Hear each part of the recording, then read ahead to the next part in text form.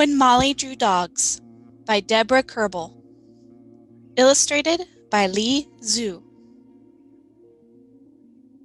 On the night before the first day of school, a pack of stray dogs moved into Molly Akita's head.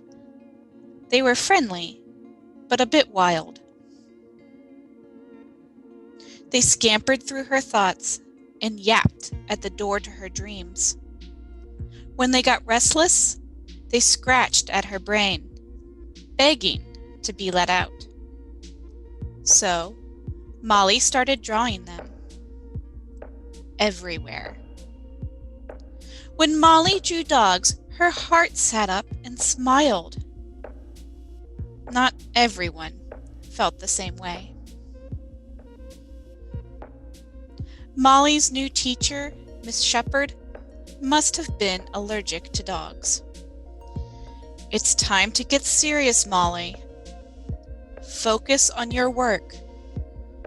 Drawing is only for art class.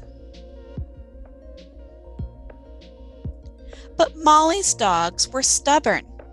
They needed to run free. A letter was sent home to Grandma. The next evening after work, Grandma brought Molly to see a tutor. Mr. Russell teaches children how to concentrate on their schoolwork, she said. Be a good girl and pay attention. Molly tried. She really did, but her dogs just wouldn't sit still. Halfway through the lesson, Mr. Russell lost his patience. No dogs allowed. Molly turned tail and ran. Her dogs were causing so much trouble, but she couldn't erase them, even if she wanted to.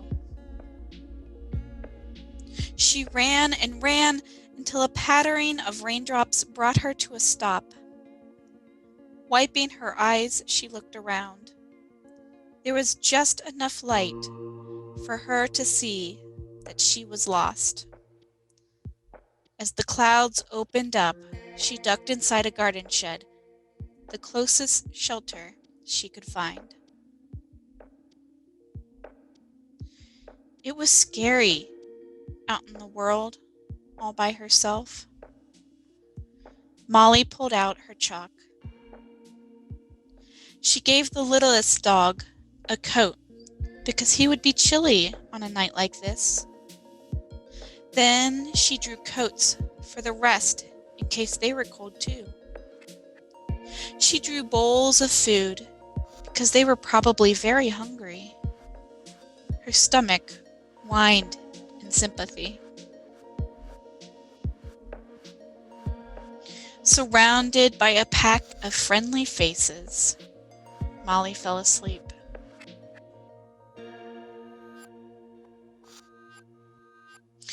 Molly startled awake to the sound of barking and growling outside the shed. It was too dark to see anything. She was too afraid to move. Suddenly, there was an ear-splitting howl.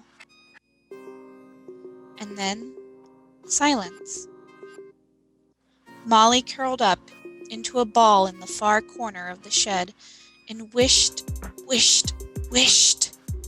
for morning.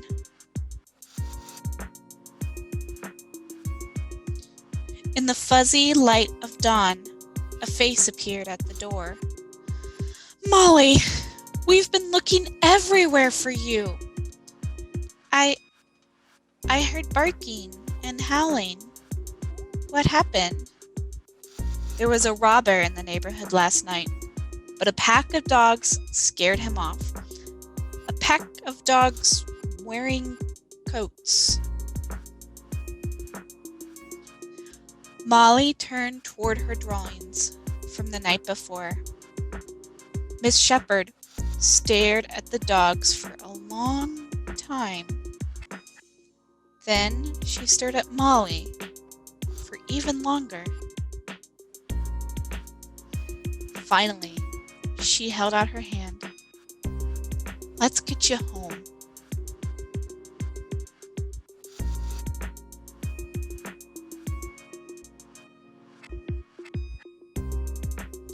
As it turned out, Miss Shepherd wasn't allergic to dogs after all.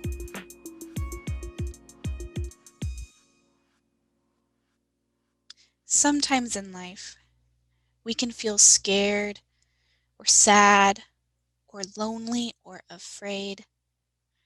Sometimes these feelings come on for no reason, and sometimes they stay much longer than we'd like them to. I wonder, what do we do? What do you do when this happens? To you or to someone you love?